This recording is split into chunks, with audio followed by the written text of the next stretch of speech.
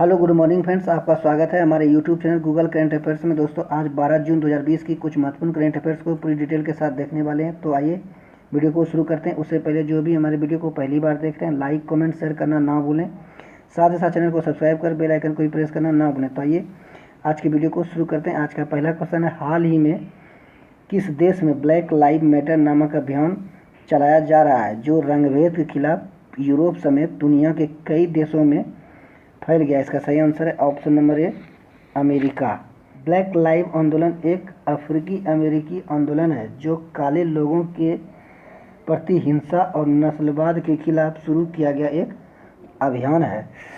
इस अभियान के तहत अमेरिका में अश्वेत लोगों की हत्या, पुलिस की बर्बरता, नस्लीय रूपरेखा और नस्लीय असमानता के खिलाफ आंदोलन चलाया जाता है। इस आंदोलन की शुरुआत की बात की जाए तो इसको पहली बार 2013 में इसकी शुरुआत की गई थी।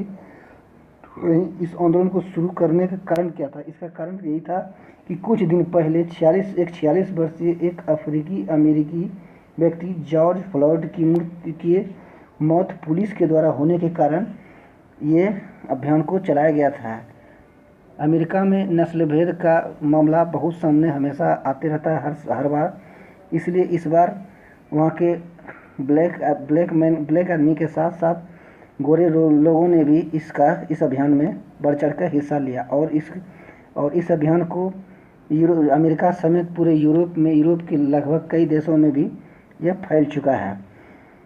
तो आइए अमेरिका के राष्ट्रपति डोनाल्ड ट्रंप हैं। तो आइए देखते हैं नेक्स्ट क्वेश्चन है, हाल ही में वंदे उत्कल जननी को राज्य गान का दर्जा किस राज्य ने दिया? इसका सही आंसर है ऑप्शन नंबर सी, उड़ीसा। तो उड़ीसा सरकार ने 7 जून 2020 को उड़ीसा मंत्रिमंडल ने इस गीत को राज्य गान का दर्जा देने की मंजूरी पास की। यह कविता एक देशभक्ति है जिसे सन 1912 में कवि लक्ष्मीकांत महापात्रा के द्वारा लिखा गया था और इसके साथ साथ ये भी विधानमंडल में पास किया गया कि इस कविता को उड़ीसा के सभी सरकारी कार्यक्रमों और राज्य विधानमंडल में इसको गाया जाने के बाद ही कार्यवाही शुरू की जाएगी विधानमंडल की। तो वहीं उड़ीसा की बात की गई है तो उड़ीसा की राजधानी भुवनेश्वर है। इसके गठन 26 जनवरी 1950 को की गई थी। वहीं मुख्यमंत्री की बात करें तो नवीन पटनायक, गवर्नर गणेशी लाल हैं। विधानसभा की एक टोटल 147 सीट हैं।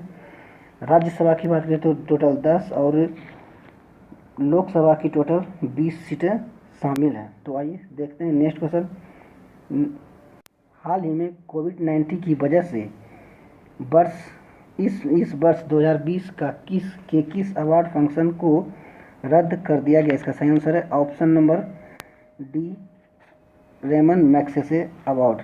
जी हाँ, रेमन मैग्सेसे अवार्ड को 2020 के लिए कोविड-19 की वजह से इस अवार्ड फंक्शन को रद्द करने की घोषणा की गई है और ये मामला तीसरी बार है पूरे 60 साल के दरमियान में, इतिहास में तीसरी बार ऐसा है कि इस अवार्ड को रद्द कर दिया गया।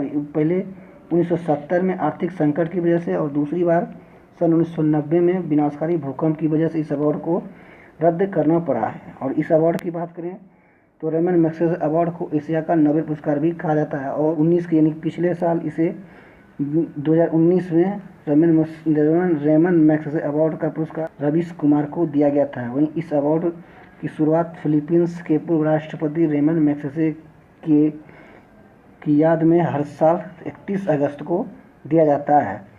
वहीं इस अवार्ड को टोटल 6 क्षेत्रों में दिया जाता है। यानी पहला है सरकारी सेवा, सार्वजनिक सेवा, सामुदायिक सेवा, पत्रकारिता, साहित्य और रचनात्मक संचार कला, शांति और अंतर्राष्ट्रीय समझ के लिए और लीडरशिप के लिए। तो आइए देखते हैं नेक्स्ट क्वेश्चन है, हाल ही में किस देश ने दक्षिण कोरिया से सारी संपर्क खत्म करके दुश्मन देश का दर्जा दे दिया है? इसका सही आंसर है ऑप्शन नंबर सी, उत्तर कोरिया। जी हाँ, उत्तर कोरिया ने दक्षिण कोरिया से जुड़ी जारी हॉटलाइन समेत सभी कम्युनिकेशन लाइनें बंद कर दी है। 2 साल पहले दक्षिण कोरिया के राष्ट्रपति मून जेइन और किम जोंग ने इस कम्युनिकेशन लाइन की शुरुआत की थी। तो वहीं उत्तर कोरिया की बात की गई है तो उत्तर कोरिया के तानाशाह किम जोंग उन है। तो आइए देखते हैं नेक्स्ट क्वेश्चन है हाल ही में यूए यानी कि संयुक्त अरब अमीरात ने किस ग्रह के लिए अंतरिक्ष अभियान की शुरुआत करने वाला पहला अरब देश बन गया। इसका सही आंसर है ऑप्शन नंबर ए मंगल ग्रह। तो मंगल ग्रह यूएई ने अगले महीने मानव रहित यान को मंगल ग्रह पर भेजेगा और यह अरब देश का पहला अंतरिक्ष मिशन होगा। इसकी शुरुआत 14 जुलाई को तेनगसिया के जापानी द्वीप के द्वारा किया जाएगा। इसका उद्देश्य मंगल ग्रह के वायुमंडल की ऊपरी और निचली सतह की जानकारी एकत्र करना। तो वहीं यूएई की बात की गई तो यूएई की राजधानी अबू धाबी है, सबसे बड़ा शहर दुबई है और इसके राष्ट्रपति की बात की तो खलीफा बिन अल नहायान और पीएम की बात करें तो मोहम्मद बिन रशीद अल मकबूल। वही मुद्रा की बात की जाए तो यूएई की मुद्रा दिहरम है। तो आइए नेक्स्ट क्वेश्चन, हाल ही में आईसीसी ने लार से गेंद चमकाने के कारण कौन सा जुर्माना का प्रावधान रखा है। इसका सही आंसर ऑप्शन नंबर डी 2 बार चेतावनी और फिर विपक्षी टीम के खाते में 5 रन। अनिल कुंबले की अध्यक्षता वाली क्रिकेट कमेटी ने लार पर बैन की सिफारिश की थी।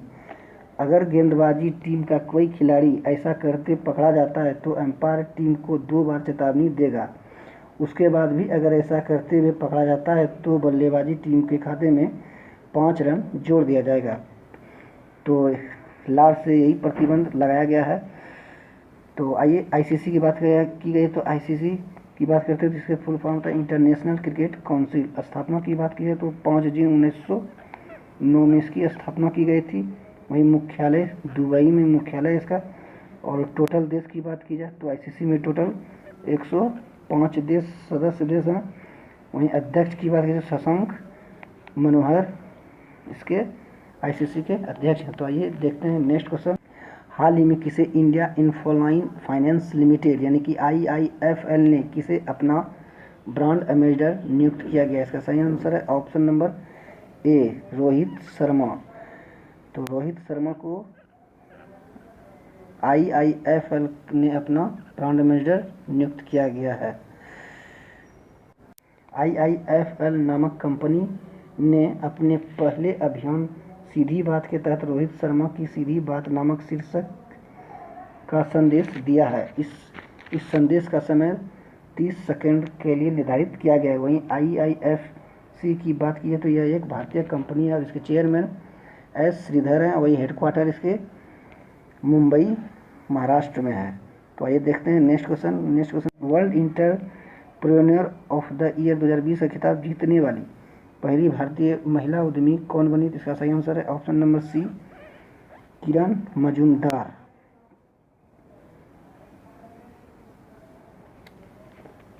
तो किरण मजूमदार को EY world entrepreneur of the year का 2020 का खिताब जीतने वाली पहली भारतीय बनी है। यह बायोकॉन की पहली कार्यकारी अध्यक्ष है। वहीं यह पुरस्कार 41 देशों के 46 उद्यमियों को दिया जाता है जिसमें भारत की किरण मजूमदार 100 का नाम भी शामिल किया गया है। यह पुरस्कार अब पाने वाली दुनिया की दूसरी और भारत की पहली महिला बन गई है। इससे पहले 2014 में उदय कोटक को यह अवार्ड मिल चुका है।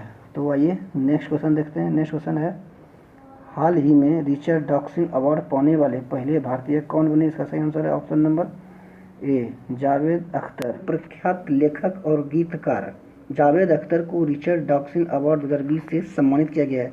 उन्हें यह अवार्ड तर्क संगत विचार, धर्मनिरपेक्षता और मानव विकास और मानवीय मूल्यों को अहमियत देने के चलते दिया गया है। इस अवार्ड की बात करें तो इसकी अवार्ड की शुरुआत वर्ष 2003 में की गई थी। तो आइए देखते हैं नेक्स्ट क्वेश्चन,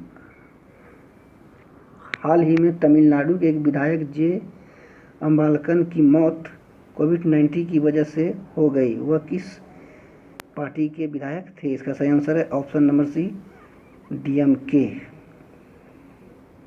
कोविड-19 की वजह से डीएमके विधायक जे अम्बालकन की मौत चेन्नई के एक निजी अस्पताल में हो गया। वे चेन्नई पश्चिमी जिले में डीएमके पार्टी के सेक्रेटरी भी रह चुके हैं। वहीं बात की गई है तमिलनाडु की, तो तमिल गठन 26 जनवरी 1950 को की गई है। वहीं राजभाषा तमिल है। गवर्नर की बात करें तो बनवारी लाल पुरोहित हैं। वहीं सीएम के पलानी स्वामी। विधानसभा 235 और लोकसभा की टोटल 39 सीट है।